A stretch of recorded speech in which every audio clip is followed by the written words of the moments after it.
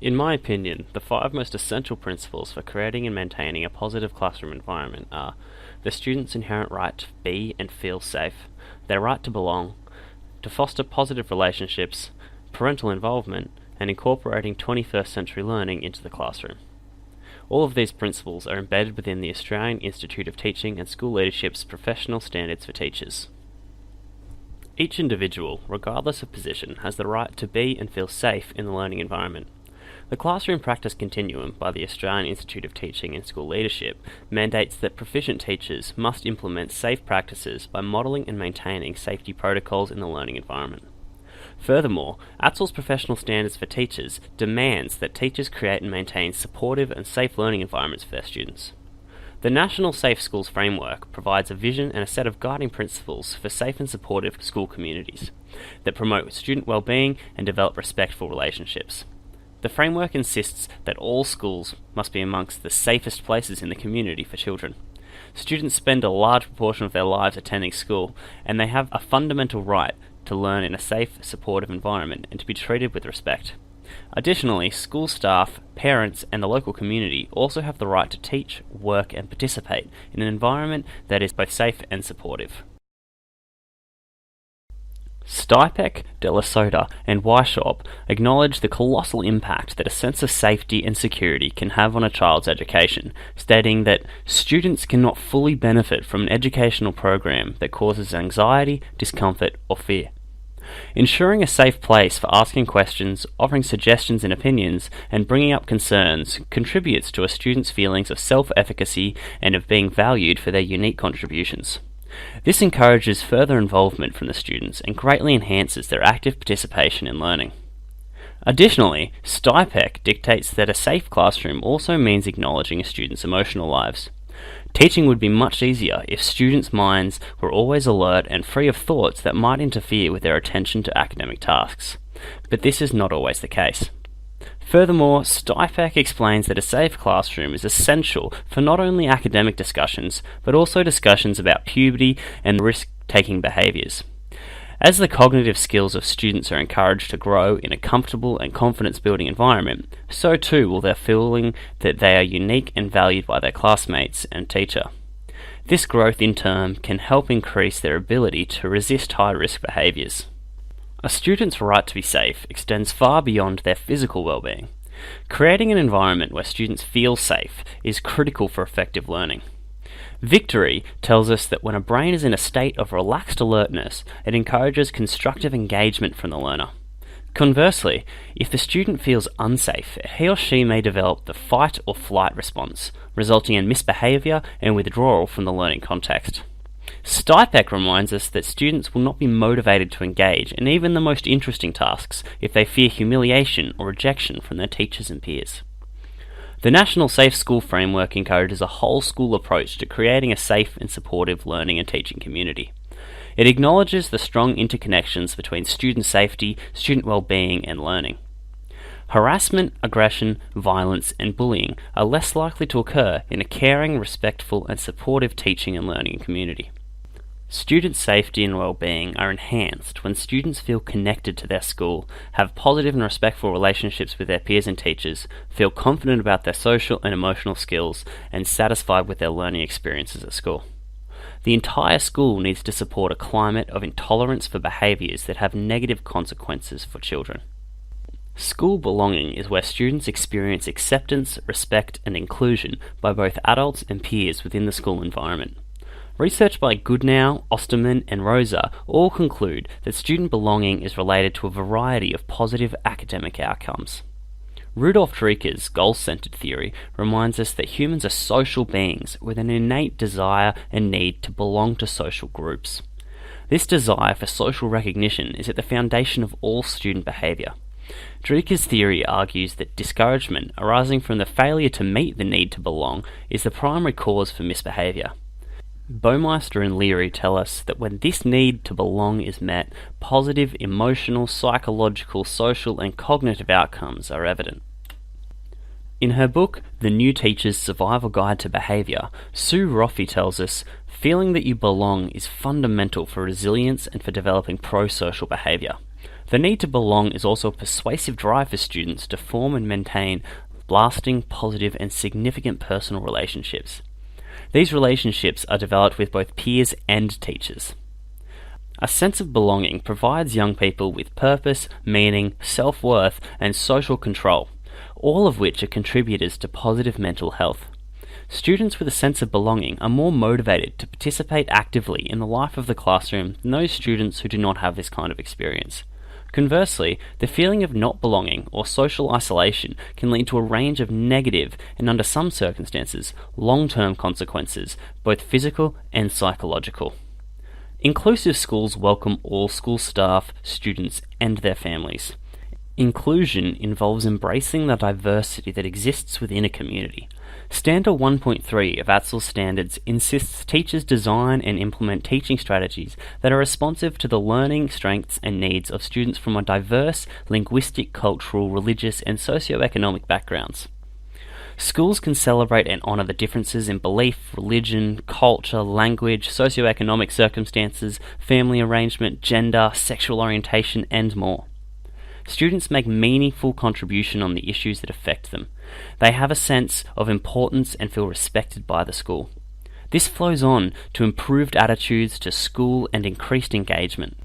Mind Matters helps ensure schools are well placed to develop inclusive practices to ensure that everyone is included and feels that they belong. There are a multitude of practices and procedures necessary to create and maintain a positive classroom environment. The most essential of these is for the teacher to know his or her students. The professional standards for teachers dictates the criticalness of this. Know your students and how they learn. A deep understanding of each student's individual needs and strengths is imperative in fostering meaningful student-teacher relationships.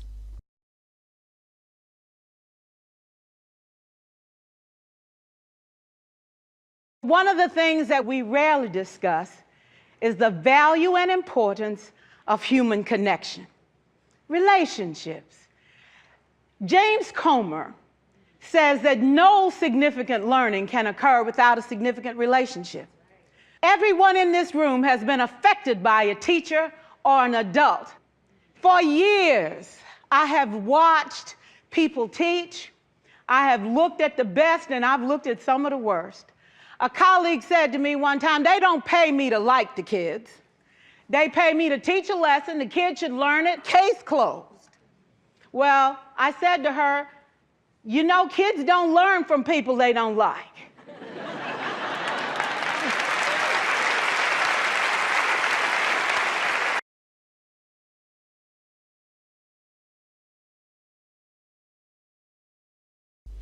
According to Kids Matter, the relationships between the student and the most important people in their lives, such as parents, carers, teachers, and peers, have been found to be crucial in developing social and emotional competencies. Children need to develop social skills by experiencing positive relationships in their own lives. Mazzano, and Picketting found that the quality of teacher-student relationships is the keystone for all other aspects of classroom management. If a teacher can develop meaningful relationships with their students, all other aspects of class management will become much easier. Mind Matters also tells us that respectful relationships value a person's strengths, and in a school setting, every individual will have strengths and can feel valued. By valuing a student's strengths, they feel respected and in turn will offer the same respect back to the teacher. Teachers need to build bridges of positive relationships with their students. Halstead in 2011 calls it education's paradox. Teachers need to take time to build relationships in order to make learning time more productive. In 1998, Thompson said, "The most powerful weapon available to teachers who want to foster a favourable learning climate is a positive relationship with our students." This should remind us of how important it is to have strong positive relationships with our students. Cohn goes a step further to say children are more likely to be respectful when important adults in their lives respect them, and they are more likely to care about others if they in turn know that they are cared about. It is naive to expect all classroom relationships to be perfect at all times. Restorative practices involve a shift in thinking from blame and punishment to addressing the impact of a student's behaviour on others and the harm done. Restoring the relationship and accepting responsibility are the overarching aim of restorative practices. Parents, carers, and families are the first and most important influence in a child's life, instilling the attitudes and values that will support young people to participate in schooling and contribute to broader local and global communities. Formal education is one of many ways that children learn and develop. The learning trajectory begins well before children enter school, and once children are attending school, they continue to learn at home and in the community. Parents play a critical role in providing learning opportunities at home and in linking what children learn at school with what happens elsewhere. By participating in and facilitating diverse learning experiences and activities outside of the school, parents become an important factor in children's overall learning and education. The teacher plays a large role in facilitating this parental involvement. In 2001, Powell tells us that participation in school activities provides parents with information about children's learning and development, plus an insight into their child's abilities that lead to improvements in how parents promote the development of their child's school-related abilities. Fantuzzo, Tai, and Perry also tell us that children may also receive messages about the importance of school and form a concrete connection between home and school when they see their parents contribute to or participate in school activities. In addition to facilitating parental familiarity with and support of school goals and functions, some parental involvement activities have the potential to increase teacher understanding of parents' goals for and views of their children. While research supports the notion that parental engagement may positively impact student academic attainment, there is an important distinction between involving parents in schooling and engaging parents in learning. It is the latter that is shown to have the greatest positive impact. While involving parents in school activities may have an important community and social function, the key to facilitating positive change in a child's academic attainment is the engagement of parents in the learning outcomes in the home. This can be achieved by creating homework that is designed to foster family discussion. Often, parents' neglect or inappropriate interventions occur in part because they feel helpless or uninformed. Ensuring parents are informed through a system of take-home notes or a parent-teacher communication book can fix this. While a quality parent-teacher relationship likely facilitates more parent involvement, it can also influence a child's perception of the importance of school and enhance their engagement with the school. On the other hand, Hoover, Dempsey, and Sandler tell us that children's perception that the parent-teacher relationship is weak or that the parents and teachers have differing expectations and goals may exacerbate any existing school adjustment problems or may create new ones. 21st century education is a high-stakes enterprise. It is imperative that teachers reshape the learning model to ensure that students are prepared for the future. All teachers need to create learning environments that are future-focused. With the rate at which technology advances, society is evolving at an immense pace. Students are now competing on a global stage, and they need new skills to prepare them for future study and jobs, many of which have not yet even been created. Dr. Michelle Bruniges calls these skills the 4 C's: creativity, communication, collaboration, and critical thinking. The Partnership for 21st Century Skills explains that to cope with the demands of the 21st century, people need to know more than the core subject.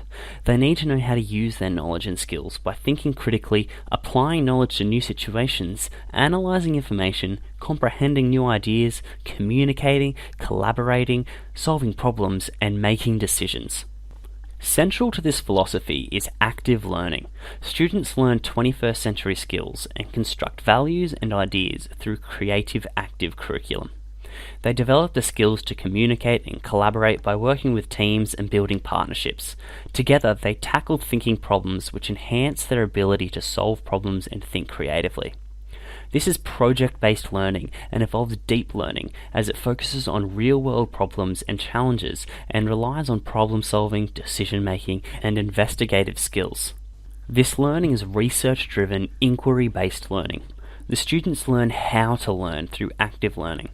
Pupils represent and present their discoveries in multimodal creative ways. Performances, projects, role-play are all used to demonstrate understanding and create opportunities for assessment, both formative and summative, adhering to Standard 5 of ATSL's professional standards for teachers. Assess, provide feedback, and report on student learning.